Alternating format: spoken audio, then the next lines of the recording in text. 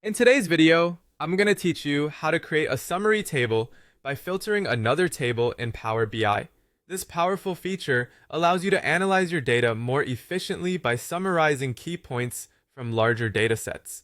Let's walk through the process step by step to ensure you understand each part of the journey. First, open Power BI on your computer. If you haven't downloaded it yet, Power BI Desktop is available for free on the Microsoft website. Just make sure you're signed into your Power BI account and we can get started. With Power BI up and running, it's important that you have your data readily available. This could be data from an Excel file, a CSV, or even a database connection that you've established. Ensure your data is clean and formatted correctly, as this will help you make the most out of the features Power BI has to offer. Once your data is prepared and loaded into Power BI, head over to the top menu and click on the Modeling tab. This tab is crucial as it allows you to create new measures and tables, customize your data model, and ultimately generate your summary table. Now in the Modeling tab, look for the New Table button and click on it. This is where you will write a formula to create a new table in Power BI.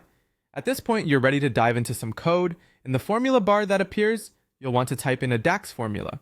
DAX, or Data Analysis Expressions, is the formula language in Power BI designed to work with your data dynamically. An example of a DAX formula might look something like this.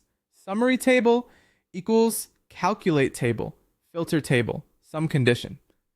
Of course, you'll need to replace filter table with the name of your table and some condition with the specific filtering logic you want to apply. This logic could be a condition, such as filtering for a specific sales region or product category.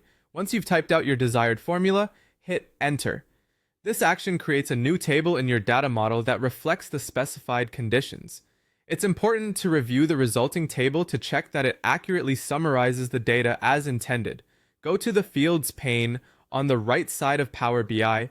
You should see your newly created summary table listed there.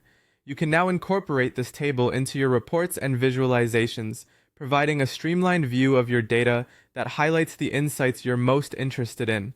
And there you have it, a clear, efficient way to create a summary table by filtering another table in Power BI. By following these steps, you can efficiently summarize large datasets and focus on the key data points you need for your analysis. As you practice more with Power BI, you'll find that it becomes a natural extension of your data analysis toolkit. Feel free to explore different DAX functions to enhance your tables even further. Happy analyzing!